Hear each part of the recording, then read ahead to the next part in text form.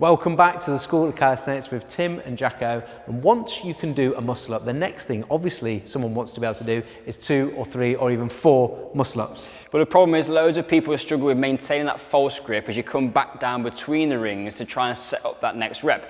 So in this video, we're going to give you some tips and techniques, some exercise drills that you can use to maintain that false grip and just continue to rep out muscle ups like an absolute hero.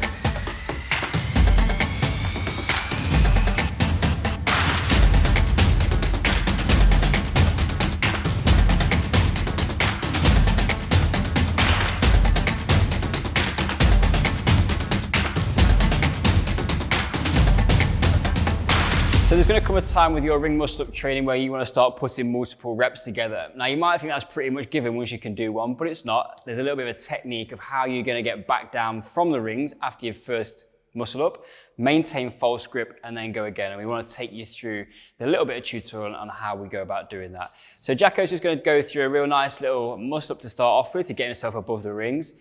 Now the job here when he comes back down is to get back into his hang whilst maintaining false grip. So he's going to lower back down, and there's 2 things he's got to do. He's going to come through under control, but he's also going to allow himself to go back.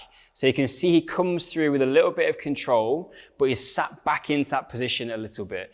Remember, you've got to reverse the transition. So when you come back from your dip, because you came forwards when you pulled through and transitioned, to get back under the rings, you've got to go back. So you'll see him move back underneath behind the rings. And this position here, by controlling that eccentric phase and not allowing yourself just to fall out of that deep dip position, it means that it's unlikely that the ring is just going to get ripped out of your hand and you're going to lose your false grip position. So a little bit of control is going to be super important for this. You can try practicing these with a band to build that eccentric strength. Just be aware that when you go through eccentric muscle up training, it can be pretty hard on the elbows and the joints. So you don't need to do loads of it, but use it as a tool to start to understand the movement pattern to get back to start position, and then it just becomes about capacity. The more of this sort of work you do, the more reps you start building together over a period of time is going to create that progressive overload in the tissues. The muscle, the tendons, the ligaments are all going to get stronger, and they're going to build some robustness, which allows you to put together as many muscle ups as it is that you want to do.